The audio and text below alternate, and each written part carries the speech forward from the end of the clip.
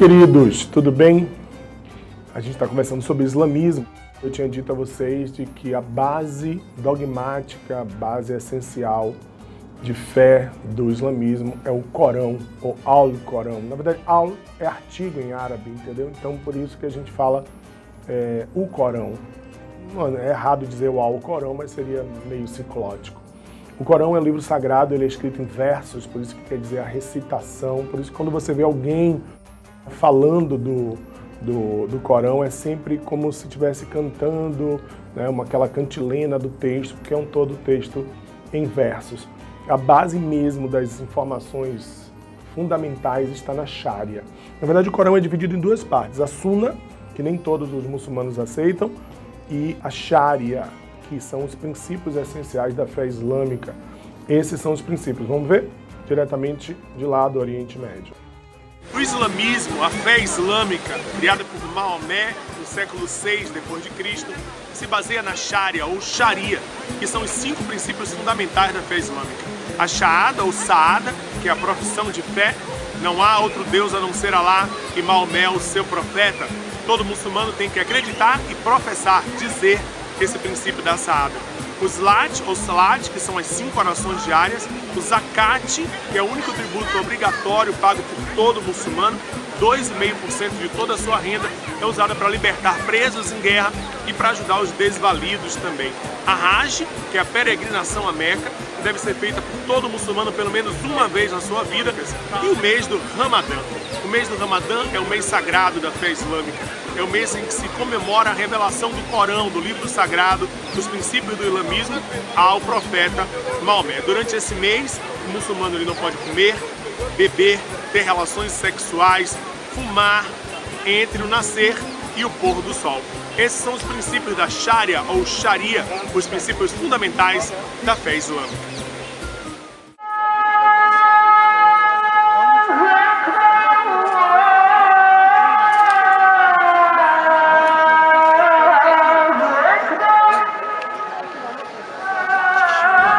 Então, vamos revisar quais são os princípios básicos do islamismo, da Sharia. O primeiro de todos é a Saada, ou Shahada, que é a profissão de fé. Não há outro Deus a não ser Alá, e Maomé é o seu profeta. Nunca pode, ele tem que acreditar, mas tem que dizer. Daí vem a palavra professar, professor. Ele tem que dizer que acredita nisso. O outro é os Salats, que são as 5 orações diárias, antes do nascer do sol, depois do nascer do sol, ao meio-dia, ao meio da tarde e ao pôr do sol. Todo muçulmano acorda antes do nascer do sol.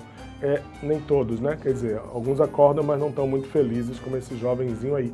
Mas vocês sabem que é uma oração comunitária e masculina. As mulheres não são obrigadas a todos os horários.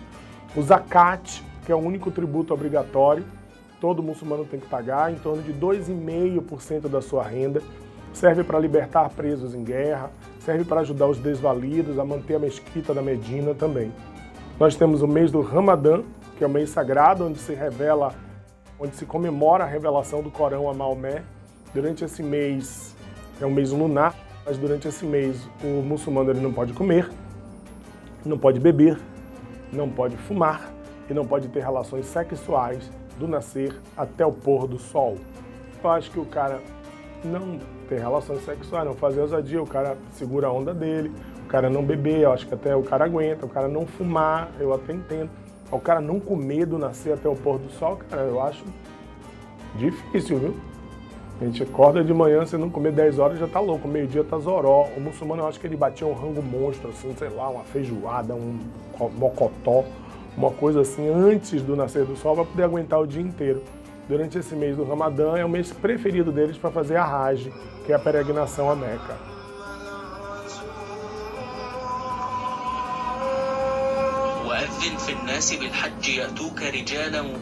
Como eu disse a vocês, eles têm hábitos muito curiosos, diferentes, mas isso não implica que são errados, ou melhores ou piores que o nosso. Os hábitos de vestimenta, como as burcas, por exemplo, são elementos da cultura deles. Eu gosto muito de uma charge, deixa eu ver se eu tenho ela aqui, enquanto vocês vão vendo essas imagens. Aí, gosto muito dela. Você vê uma ocidental, uma mulher ocidental, dizendo tudo coberto, menos os olhos, o que é uma cultura cruel, machista e dominadora. Aí a muçulmana diz, tudo descoberto, menos os olhos, o que é uma cultura cruel, machista e dominadora. Aí eu pergunto a você aí, na sua reflexão doméstica, qual das duas está certa, a ocidental ou a muçulmana? Nenhuma das duas, concordam? Porque todas as duas estão interpretando a cultura da outra a partir do seu ponto de vista. Isso chama-se etnocentrismo, não é saudável no mundo da diversidade. E a Hajj, que eu falei para vocês, que é a peregrinação a Meca, todo muçulmano tem que ir, em condições físicas e econômicas, ele tem que ir a Meca pelo menos uma vez na vida. Se ele não for, ele pode mandar alguém. Geralmente alguém numa comunidade muito pobre é preparado para conhecer, para visitar Meca a partir daquela comunidade. Então ele passa a ser um líder religioso representando todos. E o mais polêmico, né, que é a jihad, ou a Guerra Santa, que é a ideia de que se eu luto em nome de Maomé, eu serei recebido no reino dos céus. Os fundamentalistas interpretam a Guerra Santa através de uma visão bem, como é que eu diria, ortodoxa. E daí nascem movimentos como a Al-Qaeda, o Jihad Islâmico, o ISIS, né, que é o Estado Islâmico, eu já falei, né? Movimentos como o Hezbollah e etc., que são movimentos que usam da violência em nome da fé. É o terrorismo, né? A violência sem rosto, fanatizada, que tem atingido o mundo tão fortemente ultimamente, tá? Foi essa, pessoal, o jihad, a ideia de que estavam fazendo uma grande coisa em nome de Alá, que fez com que o islamismo se expandisse rapidamente pelo Oriente Médio, tomando uma boa parte do que a gente chama de Oriente Médio hoje. Depois se expandiu também rapidamente, tomou o norte da África.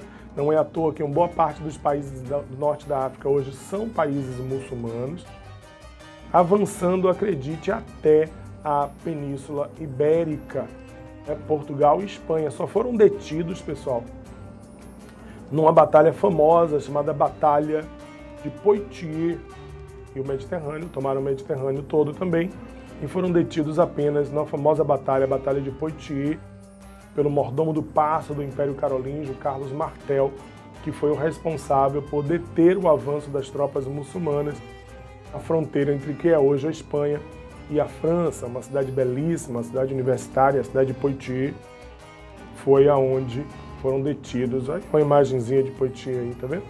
Uma cidade bonita, medieval, e o Carlos Martel virou santo da Igreja Católica. São Carlos, o homem que deteve o avanço. É curioso, eu sei que história não tem si, mas se a gente pensar bem, se não fosse esse controle dos muçulmanos, provavelmente o mundo seria islâmico hoje. E o cristianismo poderia estar reduzido a uma seita em determinadas regiões só da Europa.